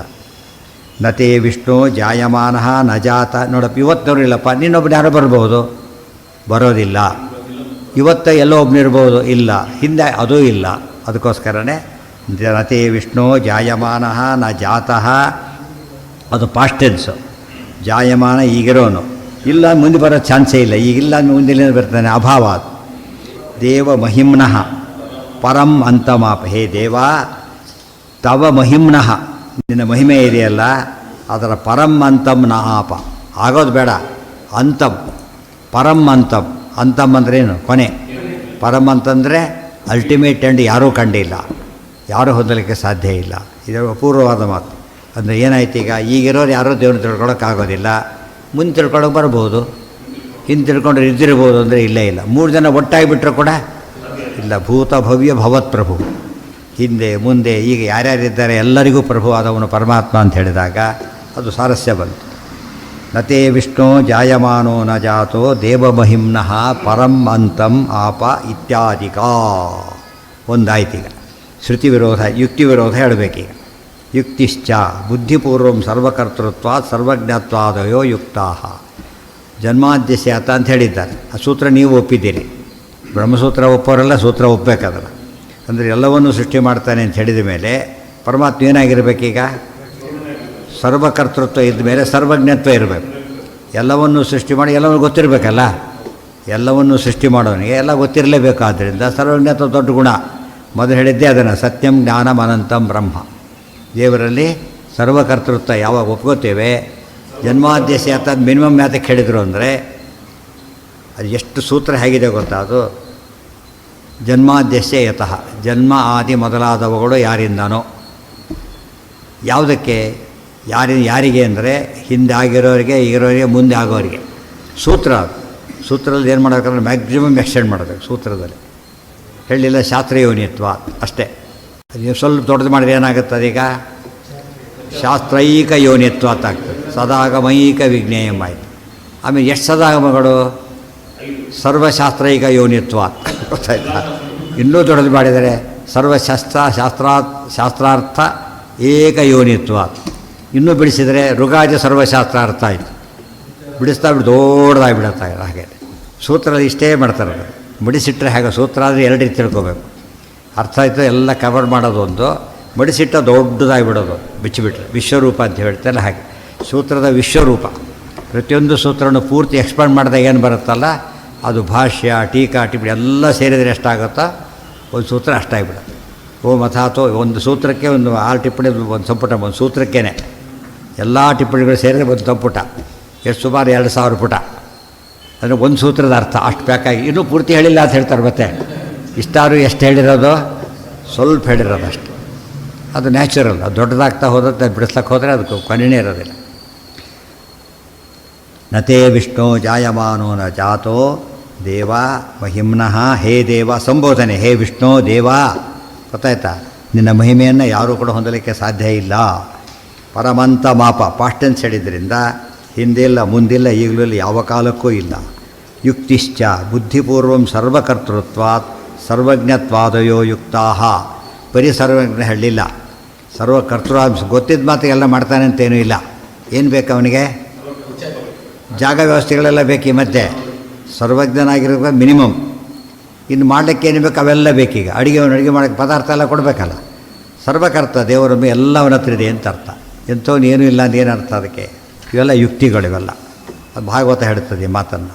ಕರ್ತೃತ್ವಾತ್ ಸಗುಣಂ ಬ್ರಹ್ಮ ಪುರುಷಂ ಪುರುಷರ್ಷಭ ಇತಿ ಭಾಗವತೆ. ಕರ್ತೃತ್ವಾತ್ ಸಗುಣಂ ಬ್ರಹ್ಮ. ಪರಮಾತ್ಮ ನಿರ್ಗುಣನೋ ಸಗುಣ ಅಂತ ಪ್ರಶ್ನೆ ಬಂದರೆ ಸಗುಣಂ ಯಾತಕ್ಕೆ, ಕರ್ತೃತ್ವಾತ್. ಏನು ಕರ್ತೃತ್ವ, ಸರ್ವಕರ್ತೃತ್ವ. ಅದು ಸೇರಿಸಿ ಯಾವುದೋ ಸಣ್ಣ ಕೆಲಸ ಮಾಡೋನು ಸರ್ವಜ್ಞ ಆಗಲಿಕ್ಕೆ ಸಾಧ್ಯ ಇಲ್ಲ. ಗೊತ್ತಾಯ್ತಾ. ಒಟ್ಟಿಗೆ ಒಂದು ಕಾಮನ್ ಸೆನ್ಸ್ ನಮಗೆ, ಯಾವ ಕೆಲಸ ಅವನು ಮಾಡ್ತಾನೋ ಅವನಿಗೆ ಯಾವ ಕೆಲಸ ಗೊತ್ತಿರಬೇಕು. ಗೊತ್ತಾಯ್ತಾ. ಸೊ 10 ಕೆಲಸ ಮಾಡೋನಿಗೆ 10 ವಿಷಯ ಗೊತ್ತಿರಬೇಕು. 1000 ಮಾಡೋನಿಗೆ 1000 ಗೊತ್ತಿರಬೇಕು. ಎಲ್ಲ ಮಾಡೋನಿಗೆ ಎಲ್ಲ ಗೊತ್ತಿರಬೇಕು. ಸರ್ವಜ್ಞತ್ವ ಬಂತಲ್ಲ. ಆದ್ದರಿಂದ ದೊಡ್ಡ ಗುಣ ಅದು. ಸರ್ವಜ್ಞ ಸಾಮಾನ್ಯ ಗುಣ ಅಲ್ಲ. ನಿರ್ಗುಣ ಅಂದರೆ ಏನು ಮಾಡಬೇಕಾಗ, ನಿರ್ಗುಣ ಅಂದರೆ ಏನಾಯ್ತು, ಸರ್ವಜ್ಞ ಅಲ್ಲ ಅಂದ್ಬಿಟ್ರೆ ಏನಾಯಿತು, ಜ್ಞಾನನ್ನ ಜಡ ಆಗಿಬಿಡ್ತಾನೆ. ಸರ್ ಏನೂ ಗೊತ್ತಿಲ್ಲ ಅಂದರೆ ಜಡಕ್ಕೇನೂ ಗೊತ್ತಿಲ್ಲ. ಆದ್ದರಿಂದ ಸಗುಣಂ ಬ್ರಹ್ಮ ಪುರುಷಂ ಪುರುಷರ್ಷಭಂ. ಅದು ಮುಂದಿನ ಶ್ಲೋಕ ಇರೋದ್ರಿಂದ ದ್ವಿತೀಯ ಬಂದಿದೆ ಅಷ್ಟೇ. ಪುರುಷಂ ಪುರುಷರ್ಷಭಂ. ಆ ಪರಮಾತ್ಮ ಹಾಗಿದ್ದಾನೆ. ನಚ ಯಾವಾಗೊಂದು ವಾಕ್ಯ ಬಂತು, ಸರಿ ಇಷ್ಟೆಲ್ಲ ನೀವು ವಾಕ್ಯ, ನಾವೊಂದು ವಾಕ್ಯ ಕೊಡೋಣ ಅಂತ ಕೇಳ್ತಾನೋ. ಈಗ ನಾವು ಒಂದು ವಾಕ್ಯ ಕೊಡ್ತೀವಿ ನಿಮಗೆ. ಬ್ರಹ್ಮ ನಿರ್ಗುಣ ಅಂತ ಹೇಳಿದ್ದಕ್ಕೆ ನಮಗೆ ಬೈತೀರಲ್ಲ, ನಾವೇನು ಸ್ವಂತ ಹೇಳಿದ್ದಲ್ಲ, ಅದು ವೈದಿಕವಾದ ಪದ ಅದು. ಗೊತ್ತಾಯ್ತಾ. ನೀವು ಸರಿ ಇಬ್ಬರು ಕೊಟ್ಟು ಹೆಣ್ಣು ಕೊಟ್ಟು ಏನಾಯ್ತು ಅಲ್ಲಿಗೆ. ನಾವೊಂದು ಡಾಕ್ಯುಮೆಂಟ್ ಹಾಕ್ತೀವಿ ಅಂಥೇಳಿ. ಯಾವ ಡಾಕ್ಯುಮೆಂಟ್ ಅದು, ಏಕೋ ದೇವ ಸರ್ವಭೂತೇಷು ಗೂಢ ಸರ್ವವ್ಯಾಪಿ ಸರ್ವಭೂತಾಂತರಾತ್ಮ. ಇನ್ನೂ ಬಂದಿಲ್ಲ, ಬರ್ತದೆ ಅಂತ ಹೇಳ್ತಾರೆ. ಬರ್ತದೆ. ಗರ್ಭಾಧ್ಯಕ್ಷ ಸರ್ವಭೂತಾಧಿವಾಸ ಸಾಕ್ಷಿ ಚೇತ ಕೇವಲೋ. ಇನ್ನೂ ಬಂದಿಲ್ಲ ಅಂದರೆ ನಿರ್ಗುಣಶ್ಚ ಬಂತೆ. ನೀವೇ ಹೇಳ್ತೀರಿ ಕೊನೆಯದು ಭಾರಿ ಫೈನಲ್ ಅಂಥೇಳಿ. ನಿರ್ಗುಣ ಫೈನಲ್ ಬಂದಿದೆ, ಕೊನೆಗೆ ಬಂದಿರೋದ್ರಿಂದ ನಿರ್ಗುಣ. ನಿರ್ಗುಣ ಅಂಬೋದಕ್ಕೇನು ಬಂತೀಗ, ಬಂತಲ್ಲ, ಪ್ರಮಾಣ ಸಿಗ್ತಲ್ಲ. ಆದ್ದರಿಂದ ಏನು ಮಾಡಬೇಕು, ನಿರ್ಗುಣಂ ಗುಣಭೋಕ್ತೃಚ. ಎಲ್ಲಿ ವಾಕ್ಯ ಗೊತ್ತಾ, ನಿರ್ಗುಣಂ ಗುಣಭೋಕ್ತೃಚ. ಭಗವದ್ಗೀತೆ 13ನೇ ಅಧ್ಯಾಯ. ನಿರ್ಗುಣಂ ಗುಣಭೋಕ್ತೃಚ. ದೇವ್ರು ನಿರ್ಗುಣ ಮತ್ತು ಗುಣಭೋಕ್ತೃ ಹೇಳಿಬಿಟ್ಟಿದ್ದಾರೆ ಅಲ್ಲೇ. ಸೊ ಭಗವದ್ಗೀತೆ ಇದೆ, ಇದಿದೆ, ಇನ್ನೇನು ಬೇಕು ಹೇಳೋದಕ್ಕೆ ನಿಮಗೆ. ಸೊ ನಾವು ಗೆದ್ದಾಗಾಯಿತು ಅಂತ ಹೇಳ್ತಾನೆ. ನಾವು ಇಷ್ಟೆಲ್ಲ ಹೇಳಿದ್ವಿ, ಅದು ಹೊರತು ಯಾವ ಆಯ್ತು ಈ ವಾಕ್ಯ ಇದ್ದರೂ ಕೂಡ ಆಯಿತಾ, ವಾಕ್ಯ ಇರಲಿ. ಅದು ವೇದವಾಕ್ಯ, ಇದು ವೇದವಾಕ್ಯ. ಅಂದಮೇಲೆ ಅಷ್ಟು ಡಾಕ್ಯುಮೆಂಟ್ ಇದ್ದಾಗ ಒಂದು ಡಾಕ್ಯುಮೆಂಟನ್ನು ನಾವು ಏನು ಮಾಡಬೇಕೀಗ, ಡಿಸ್ಕಾರ್ಡ್ ಮಾಡಬೇಕು. ಮಾಡ್ಲಿಕ್ಕೆ ಬರೋದಿಲ್ಲ, ವೇದ ಆದ್ದರಿಂದ ಡಿಸ್ಕಾರ್ಡ್ ಮಾಡ್ಲಿಕ್ಕೆ ಬರೋದಿಲ್ಲ. ಏನು ಮಾಡಬೇಕಾಗ, ಬೇರೆ ಅರ್ಥ ಹೇಳಬೇಕು. ಬೇರೆ ಯಾವುದು ವ್ಯಾಲಿಡ್ ಅಂತ ಹೇಳ್ತೇವೆ, ಅರ್ಥ ಬೇರೆ ಹೇಳಬೇಕು. ಇನ್ವ್ಯಾಲಿಡ್ ಆದರೆ ಬಿಟ್ಟು ಹಾಕಿಬಿಡ್ಬೇಕು. ವೇದವಾಕ್ಯ ಆದ್ದರಿಂದ ಒಪ್ಪಲೇಬೇಕು. ಅದೇನು ಮಾಡಬೇಕು ಅಂತ ಹೇಳ್ತಾರೆ. ಈಗ ನೋಡಪ್ಪ ಇದು ನಿನ್ನಲ್ಲೇ ಉತ್ತರ ಇದೆ ಅಂತ ಹೇಳ್ತಾರೆ. ಏಕೋ ದೇವ ಸರ್ವಭೂತೇಷು ಗೂಢ, ಒಬ್ಬನೇ ದೇವರು ಎಲ್ಲ ಪ್ರಾಣಿಗಳಲ್ಲೂ ಕೂಡ ಗೂಢ ಅಂತರ್ಯಾಮಿಯಾಗಿ ಕಾಣದೇ ಇದ್ದಾನೆ. ಸರ್ವವ್ಯಾಪಿ ಸರ್ವತ್ರ ವ್ಯಾಪಿ ವ್ಯಾಪ್ತನಾದವನು, ಸರ್ವಭೂತಗಳ ಅಂತರಾತ್ಮ, ಸರ್ವಭೂತಗಳ ಅಂತರಾತ್ಮ. ಈ ಚರ್ಮದೊಳಗೆ ಇನ್ನು ಸ್ವಲ್ಪ ಕಾಣುತ್ತೆ, ಒಳಗೆ ರಕ್ತ ಮಾಂಸ ಇದೆ, ಅದೇನಲ್ಲ, ಒಳಗಿದ್ದರೂ ಕೂಡ ಏನಲ್ಲ ಅದು ಅಂತರಾತ್ಮ ಅಂತ ಕರೆಯೋದಿಲ್ಲ, ಜೀವನೇ ಇಲ್ಲ ಅದಕ್ಕೆ. ದೇವ್ರು ಹಾಗಲ್ಲ, ಅಂತರಾತ್ಮನಾಗಿ ಒಳಗಿದ್ದಾನೆ. ಭಾಳ ಆಶ್ಚರ್ಯ. ಜೀವನೊಳಗೆ ಜೀವ ಹೋಗೋದು ಕಷ್ಟ, ಅದು ಜೀವನೊಳಗೆ ಜೀವ ಹೋಗೋದು ಯಾತಕ್ಕೆ ಕಷ್ಟ? ಈಗ ಎರಡು ಸೇಮ್ ಸೈಜ್ ಪಾತ್ರೆ ಇದ್ದರೆ ಒಂದೊಂದು ಹಾಕ್ಲಿಕ್ಕೆ ಬರೋಲ್ಲ, ಒಂದು ದೊಡ್ಡದಿರ್ಬೇಕಾದ್ರೆ ಎಲ್ಲರೂ ಹಾಕ್ಲಿಕ್ಕೆ ಬರೋದಿಲ್ಲ. ಸೊ ಅಂತರಾತ್ಮನ ಬೇಕಾದ್ರೆ ಏನಾಗಬೇಕೀಗ? ಇದಕ್ಕಿಂತ ಸೂಕ್ಷ್ಮರು ಜೀವರೊಳಗೆ ಜೀವ, ವಾಯುದೇವರು ಹೋಗ್ತಾರೆ, ಜೀವರೊಳಗೆ ಜೀವ ಹೋಗ್ತಾರೆ. ಯಾತಕ್ಕೆ ಅಂದರೆ ಯೋಗದಿಂದ ಅಣಿಮಾಶಕ್ತಿಯಿಂದ ಹೋಗ್ತಾರೆ, ಅದಿಲ್ಲದೆ ಹೋದರೆ ಸಾಧ್ಯ ಇಲ್ಲ. ದೇವರು ಹಾಗಲ್ಲ, ಎಲ್ಲ ಕಡೆ ಜಲದೊಳಗೆ ಇಷ್ಟರೊಳಗೆ ಅನಂತ ಕಣ ಇದೆ, ಒಂದು ಇದರೊಳಗೆ ಅನಂತ ಇದೆ, ಅದರಲ್ಲಿ ಅನಂತ ರೂಪದಲ್ಲಿದ್ದಾನೆ ಪರಮಾತ್ಮ. ಅದು ಎಷ್ಟು ಸೂಕ್ಷ್ಮನಾಗ್ತಾನೆ.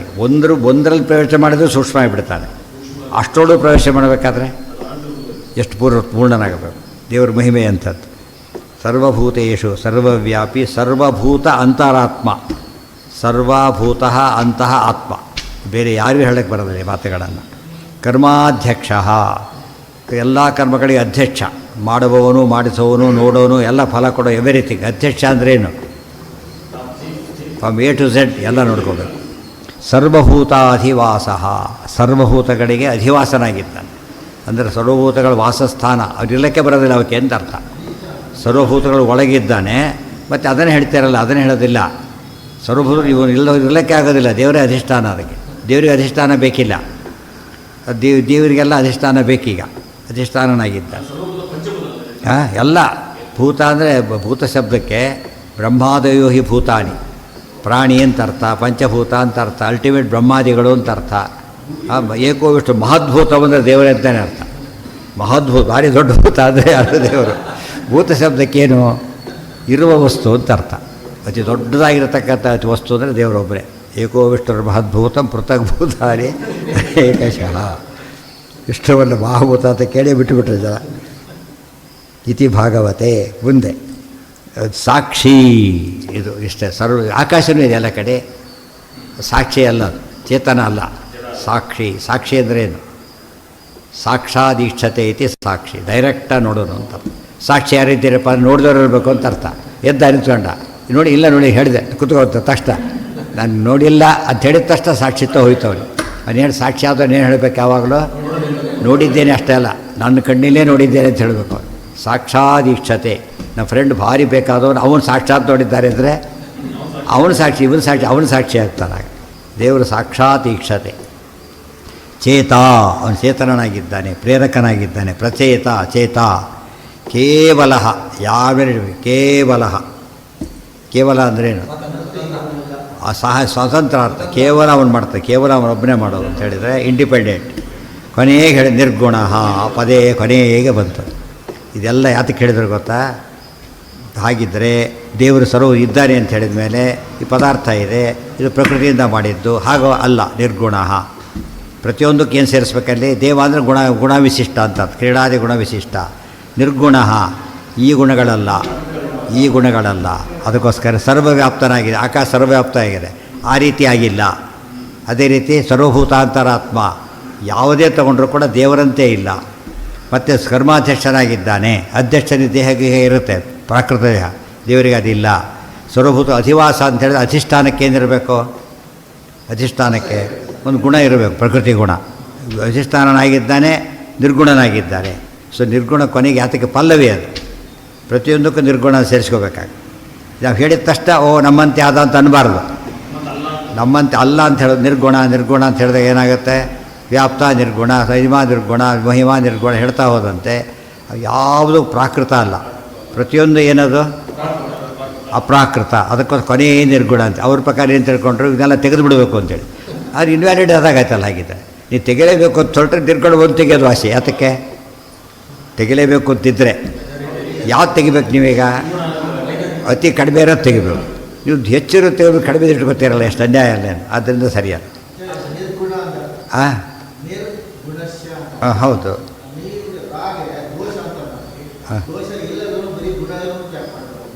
ಬರೋದಿಲ್ಲ ಹಾಗೆ ಮಾಡಲಿಕ್ಕೆ. ಯಾಕೆ ಅಂತ ಕೇಳಿದರೆ ನಿಹಿ ಅದು ಉಪಸರ್ಗ. ನೀ ಅಂತ ನೀ ಅಂದರೆ ಇಲ್ಲ ಅಂತ ಅರ್ಥ. ಏನಿಲ್ಲ ಅಲ್ಲ, ಗುಣ ಇಲ್ಲ ಅಂತ ಮಾಡ್ತಾರೆ ಅವರು. ಅದಕ್ಕೆ ನಿರ್ಗುಣ ಅಂದರೆ ಇದು ಮಾಡೋಕ್ಕೆ ಬರೋದಿಲ್ಲ. ಗುಣ ಇಲ್ಲ ಅಂತಲೇ ಮಾಡಬೇಕು. ಅದಕ್ಕೆ ಗುಣ ಇಲ್ಲ ಅಂತ ಮಾಡಬೇಕು. ಯಾವ ಗುಣ ಅಂತ ಅಷ್ಟೇ ಪ್ರಶ್ನೆ. ಗುಣಗಳು ಎರಡಿದೆ, ಪ್ರಾಕೃತ ಇದೆ, ಅಪ್ರಾಕೃತನೇ ಇದೆ. ನಮಗೇನು ಅನಿಸುತ್ತೆ, ಪ್ರಾಕೃತ ಅಂತ ತಕ್ಷಣ ಏನು ಲಿಮಿಟೇಷನ್ ಬರೋದು? ಯಾವುದು ಪ್ರಾಕೃತನೋ ಅದಕ್ಕೆ ನಾಶ ಇದೆ, ನಿತ್ಯತ್ವ ಇಲ್ಲ, ಅನಿತ್ಯ ಅಂತ ಆಗಿಬಿಡೋದು. ಅಲ್ಲ ಅಂತ ಹೇಳೋದು ನಿರ್ಗುಣ, ಈ ಗುಣ ಅದಕ್ಕಿಲ್ಲ ಅಂತ ಹೇಳಿ. ಯಾವುದು? ಶ್ವೇತಾಶ್ವತರ ಉಪನಿಷತ್ತು. ಅದು ಇವತ್ತು ಸಿಗುತ್ತೆ, ಉಪನಿಷತ್ತು ಸಿಗುತ್ತೆ, ಶ್ಲೋಕನೂ ಸಿಗುತ್ತೆ. ಅದಕ್ಕೆ ಆಚಾರ್ಯ ಯಾವುದು ಕೂಡ ಇಲ್ಲೆಲ್ಲ ಅಪ್ರಸಿದ್ಧ ಹೇಳೋದಿಲ್ಲ, ಎಲ್ಲರಿಗೂ ಗೊತ್ತಿರೋದನ್ನೇ ಹೇಳ್ತಾರೆ. ಉಪದೇಶ ಮಾಡೋಕ್ಕಾದ್ರೆ ಮಾತ್ರ ಅದನ್ನು ಹೇಳ್ತಾರೆ. ಅವು ಪ್ರಸಿದ್ಧನೇ, ನಮ್ಮ ದೃಷ್ಟಿಯಿಂದ ಅಪ್ರಸಿದ್ಧ ಅಷ್ಟೇ. ಕೇವಲೋ ನಿರ್ಗುಣಶ್ಚ ಇತ್ಯಾದಿ ವಿರೋಧ. ಯಾತಕ್ಕೆ ಅಂದರೆ ಸತ್ವಾದಿ ಗುಣಾಭಾವೋಕ್ತೇ ತತ್ರ.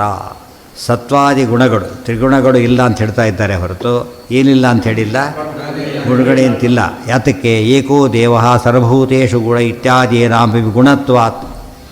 ಏಕತ್ವ ಗುಣ, ದೇವತ್ವ ಗುಣ, ಇಷ್ಟು ಗುಣಗಳಿವೆ ಅಂತ ಹೇಳಿಬಿಟ್ಟು ನಿರ್ಗುಣ ಅಂತೇಳಿ ಏನರ್ಥ ಅದಕ್ಕೆ? ಆದ್ದರಿಂದ ಅದು ವಿರೋಧ ಬರುತ್ತೆ, ಯುಕ್ತಿ ವಿರೋಧ ಬರುತ್ತೆ, ಅರ್ಥ ಮಾಡಬೇಕು. ಆದ್ದರಿಂದ ಅರ್ಥ ಮಾಡಬಾರ್ದು. ಗುಣತ್ವಾತ್ ಸೋಕ್ತಿ ವಿರೋಧ. ತಾನೇ ಹೇಳಿದ ಮತ್ತೆ ತಾನೇ ವಿರೋಧ ಮಾಡ್ಕೊಂಡಾಗತ್ತೆ ವೇದ. ಅಪೌರುಷೇಯ, ವಿರೋಧ ಮಾಡ್ಕೊಳ್ಳೋದಿಲ್ಲ ಅಂದಮೇಲೆ ಏನಾಗಬೇಕದು? ಅರ್ಥ ಬೇರೆ ಇರಬೇಕು ಅಂತ, ಅರ್ಥ ಬೇರೆ ಇರಬೇಕು. ಸರ್ವಭೂತೇಷು ಗೂಢ ಇತ್ಯಾದೀನಾಪಿ ಗುಣತ್ವಾತ್ ಸೋಕ್ತಿ ವಿರೋಧ. ಒಂದು ಸ್ಟೇಜ್ ಬಂತೀಗ, ದೇವ್ರು ಏನೆಲ್ಲ ಅಂತ ಆಯ್ತು ಈಗ? ನಿರ್ಗುಣ ಅಲ್ಲ ಅಂತ ಗಟ್ಟಿ ಆಯ್ತು. ಇಷ್ಟು ಗೊತ್ತಿದ್ದ ಮೇಲೆ ನಿರ್ಗುಣ ಬ್ರಹ್ಮ ಅವರ ಕಾನ್ಸೆಪ್ಟ್ ಎಲ್ಲಿ ಕೇಳಿದರೂ ಕೂಡ ನಮಗೇನು ಅನಿಸುತ್ತಾಗ? ಬ್ರಹ್ಮಾಹಂ ನಿರ್ಗುಣೋಹಂ ವಿಧತಮಿದಮಿತಿ ಶೇಷ ಪಾಷಂಡವಾದ. ಒಪ್ಪಲಿಕ್ಕೆ ಸಾಧ್ಯ ಇಲ್ಲ ಅದು. ಮುಂದೆ ಕಾಂಟ್ರಡಿಕ್ಟರಿ ಸ್ಟೇಟ್ಮೆಂಟ್ ಅದು. ನಿರ್ಗುಣ ಅಂಬೋದೇನದು? ಯಾಕೆ ಅಂತ ಮುಂದೆ ಹೇಳ್ತಾರೆ. ನಿರ್ಗುಣತ್ವ ಇದೆಯೇನಪ್ಪ, ಹೋಗಲಿ, ಯಾವುದು ಬೇಡ, ಇವೆಲ್ಲ ಬಿಟ್ಟು ಬಿಡೋಣ. ನಿರ್ಗುಣತ್ವ ಇದೆಯಾ? ಇದೆ ಅಂದರೆ ಸಗುಣ ಆಗ್ತಾನೆ, ಇಲ್ಲ ಅಂದರೆ ಪ್ರಮಾಣನೇ ಅಲ್ಲಲ್ಲ, ನಿರ್ಗುಣ ಪ್ರಮಾಣನೇ ಅಲ್ಲ. ನಿರ್ಗುಣತ್ವ ಇಲ್ಲ ಅಂತೇಳಿ ನಿರ್ಗುಣ ಅಲ್ಲ ಅಂತಾಯಿತು. ನಿರ್ಗುಣತ್ವ ಒಪ್ಕೊಂಡು ಬಿಟ್ಟರೆ ಏನಾಯಿತು? ನಿರ್ಗುಣತ್ವ ಇದೆ ಅಂತಾಯಿತು. ಎಷ್ಟು ಪ್ರಶ್ನೆ ಇದು ವ್ಯಾಹತಿ ಅಂತ ಕರೀತ. ನಾನು ಮೂಕ, ಇಷ್ಟು ಬಿಟ್ಟು ಏನೂ ಮಾತಾಡೋಕ್ಕೆ ಬರಲ್ಲ, ಅದು ಬೇರೆ ಹೇಳೋದು ಮತ್ತೆ. ಇಷ್ಟು ಬಿಟ್ಟು ಬೇರೆ ಎಷ್ಟು ಮಾತಾಡೋಕ್ಕೆ ಬರಲ್ಲ, ಬೇರೆ ಏನೂ ಬರೋದಿಲ್ಲ, ಇಷ್ಟೇ ಬರೋದು ಮತ್ತೆ. ಒಂದು ಅಕ್ಷರ ಹೇಳಿದರೆ ಏನಾಗ್ತಾರೋ ಅನ್ನೋ ಮೂಕ ಅಲ್ಲ ಅಂತ. ಒಂದು ಅಕ್ಷರ ಕೂಡ ಹೇಳಬಾರ್ದು. ಹಾಗಿದ್ದರೆ ಮಾತ್ರ ಏನಾಗ್ತದೆ ಅದು? ಇನ್ನೂ ನಿಜವಾದ ಮೂಕ ಅಂದರೆ ಧ್ವನಿ ಕೂಡ ಮಾಡಬಾರ್ದು ಅವನು. ಧ್ವನಿ ವರ್ಣಾತ್ಮಕ ಅಲ್ಲ, ಧ್ವನ್ಯಾತ್ಮಕದವರು ಉಚ್ಚಾರಣೆ ಮಾಡಬಾರ್ದು. ಅದು 100%. ಅದು ಇರುವೆಗಳು ಕೂಗದೆ ಕೂಗಕ್ಕೆ ಅವು ಕೇಳಿಸೋದಿಲ್ಲ, ಕೂಗಿದರೆ. ಆ ರೀತಿ ನಿರ್ಗುಣನಾ? ಅಲ್ಲ. ಅದು ಎಷ್ಟು ವಿಚಿತ್ರ ಅಂದರೆ ಪದಗಳಿಗೆ ಅರ್ಥ ಮಾಡಿಕೊಂಡು ಜನ ಒಪ್ಪಿದ್ರು. ಬಹಳ ಆಶ್ಚರ್ಯ. ಹೇಳಿದ್ದೆಷ್ಟು ಮುಖ್ಯನ ಹಾಗೆ. ಇನ್ನೊಂದು ಆ್ಯಂಗಲ್ ಯಾರು ನೋಡಲೇ ಇಲ್ಲ. ಅರ್ಥ ಆಯ್ತಾ? ಹಾಂ, ಅದು ಮುಂದೆ ಅದು ಹೇಳ್ತಾರೆ ಆಚಾರ್ಯ ಮುಂದೆ. ಅದನ್ನು ಇಷ್ಟ ಆಯಿತು. ಮತ್ತು ಹಾಗಿದ್ದರೆ ಒಂದರ್ಥ ಭಾಳ ಸುಲಭವಾಗಿ ಒಂದರ್ಥ ಹೇಳಿ ಆಯ್ತು ನಾವೀಗ. ಈ ಗುಣ ಅಲ್ಲ, ಅಪ್ರಾಕೃತ ಗುಣ ಇದೆ, ಪ್ರಾಗುಣ ಇಲ್ಲ. ಇನ್ನೊಂದು ಅರ್ಥ ಏನು ಅಂದರೆ ಬಿಡಿ, ತತ್ವಮಸಿ ಇದ್ದಾಗೆ ಕೇವಲ ಅತಯೇವ ನಿರ್ಗುಣನಲ್ಲ ಅಂತ ಅರ್ಥ. ಇದು ನಿರ್ಗುಣವಾದಕ್ಕೆ ಉತ್ತರ. ಇದಿಷ್ಟು ಕೂಡ ಇಷ್ಟೆಲ್ಲ ಹೇಳಿದ ಮೇಲೆ ನಿರ್ಗುಣ ಹೇಗಾಗ್ತಾನೆ? ಅನಿರ್ಗುಣ. ಆ ರೀತಿ ಉಪಸಂಹಾರ. ಎರಡರ್ಥ ವೇದಕ್ಕೆ ಕನಿಷ್ಠ 3 ಅರ್ಥ ಮಾಡೋಕ್ಕೆ ಬರೋದು. ಗೊತ್ತಾಯ್ತಾ? ಅದು ಇಲ್ಲೇ ತೋರಿಸ್ತಾರಾಗಿತ್ತು. ಮತ್ತು ಏನು ಮಾಡಬೇಕಾಗಿದ್ರೆ ಅನಿರ್ಗುಣ ಅಂತ ಮಾಡೋ ಹಾಗಿದ್ರೆ ಪ್ರಾಕೃತ ಗುಣವರ್ಜಿತ ಅಂತ ಮಾಡೋದು ಒಂದು. ಇಲ್ಲದೆ ಹೋದರೆ ಹೋಗಲಿ. ಈ ಪ್ರಾಕೃತ ಇಲ್ಲದ ಗುಣ ಇಲ್ಲದವನು ನಿರ್ಗುಣ ಅಂತ ಕರೀತಾರ ಅಂದರೆ ಭಗವದ್ಗೀತೆ 14ನೇ ಅಧ್ಯಾಯ. ಏನಾಗಬೇಕು ಗೊತ್ತಾ ಅರ್ಜುನ? ಈ 3 ಗುಣಗಳನ್ನು ದಾಟಬೇಕು ಅಂತ ಹೇಳ್ತಾರೆ. 3 ಗುಣ ದಾಟಬೇಕು. ಗುಣಾತೀತ ಸ ಉಚ್ಯತೆ. ಗುಣಾತೀತನಾಗಬೇಕು ಅಂತ ಹೇಳ್ತಾರೆ. ಎಷ್ಟು ಸಿಂಪಲ್ ಅದು. ಅಂದರೆ ಗುಣ ಇರಬೇಕು, ಗುಣಾತೀತನಾಗಬೇಕು. ಆ ಗುಣ ಇದೆಯಲ್ಲ, ಅದು ಅಪರೋಕ್ಷ ಜ್ಞಾನ, ಬೇರೆಯವರಿಗೆ ಸಾಧ್ಯ ಇಲ್ಲ. ಗೊತ್ತಾಯ್ತಾ? ಈ ನೀರಿದೆ, ಮೇಲಿಗೆ ನೀರು ದಾಟಬೇಕು ನಾವೀಗ. ಹನುಮಂತವ್ರು ಏನು ಮಾಡಿ ಸಮುದ್ರಕ್ಕೆ ಅತೀತರಾಗಿ ಹೋದರು, ದಾಟ್ಲಿಕ್ಕಾಯ್ತು. ಅತೀತರಾಗಬೇಕು. ಅದಕ್ಕೆ ದಗ್ಧ ಪಟಾಯಮಾನ ಅಂತ ಹೇಳಿದ್ರಲ್ಲ, ಅತೀತರು. ಸಮುದ್ರದ ಮೇಲೆ ಇದ್ದಾರೆ, ಟಚ್ ಇಲ್ಲ. ಆ ರೀತಿ ಆಗಬೇಕು.